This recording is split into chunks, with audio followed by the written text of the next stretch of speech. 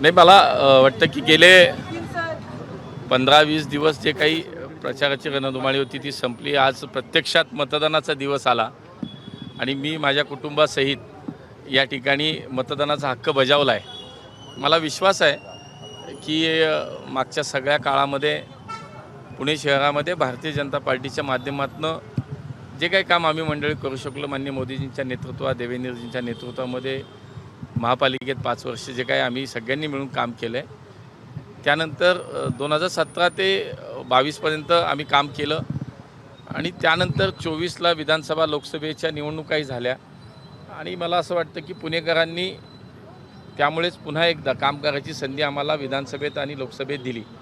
आजही मला तोच विश्वास आहे की जे काही काम पुणेकरांनी पाहिलं आहे त्याच्यावरती भारतीय जनता पार्टीवरती नेतृत्वावरती विश्वास व्यक्त करून आज पुन्हा पुणेकरांचं पूर्ण समर्थन आमच्यासोबत राहील हा मला विश्वास वाटतो आणि म्हणून आज खरं तर पुणेकरांनासुद्धा मी आज हे आवाहन करेन की जास्तीत जास्त लोकांनी, नागरिकांनी घराच्या बाहेर पडून आपला संविधानाने दिलेला जो आपल्याला अधिकार आहे तो या ठिकाणी आपण बजावला पाहिजे आणि सर्वांनी मतदान केलं पाहिजे। या निवडणुकीमध्ये अजित पवार विरुद्ध मुरलीधर मोहोळ असाच सामना पाहायला मिळालेला होता, एकमेकांवरती टीकासुद्धा करण्यात आली।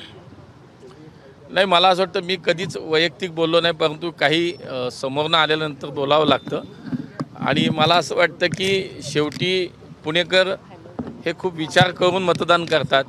पुणेकर हे सुज्ञ आहेत, पुणेकर हे जाणकार आहेत आणि म्हणून कुठल्याही टीका टिप्पणी खालच्या स्तरावरती जाऊन काही ठिकाणी झाल्या, सोशल मीडिया राष्ट्रवादीवाल्यांचे पार्टीच्या आणि पालकमंत्र्यांचे सोशल मीडिया टीमनं नको त्या स्तरावरती खाली जाऊन या निवडणुकीमध्ये प्रचार केला, सामदाम दंड भेद सगळं जसं काही गुन्हेगारी पार्श्वभूमी आणि या सगळ्याचाच वापर झाला। मला वाटतं पुणेकर त्याला आज मतपेटीतून या सगळ्या प्रकारांना नक्कीच उत्तर देतील। किती जागांचा निर्धार साधारण अपेक्षा आहे, विश्वास वाटतो?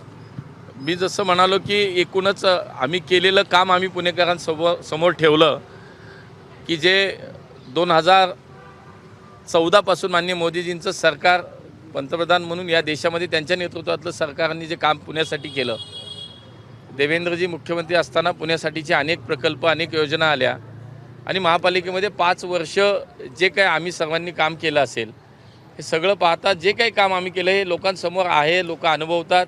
मेट्रोसारखे प्रकल्प झाले, नद्यांचे प्रकल्प पूर्ण होत आहेत, आज समान पाणी पुरवठा योजना पूर्णत्वाकडे आली, जायका प्रकल्प पूर्ण होतो आहे, चांदणी चौक, कात्रज चौकासारख्या दक्षिण पुणे आणि पश्चिम पुण्याच्या वाहतुकीचा, प्रवेशद्वाराच्या वाहतुकीचा प्रश्न सुटतो आहे, PMPMLच्या बसेसमध्ये 1200 ते 1500 नवीन बसेस, अशी असंख्य कामं आमची मागच्या जर विचार केला ते पुणे।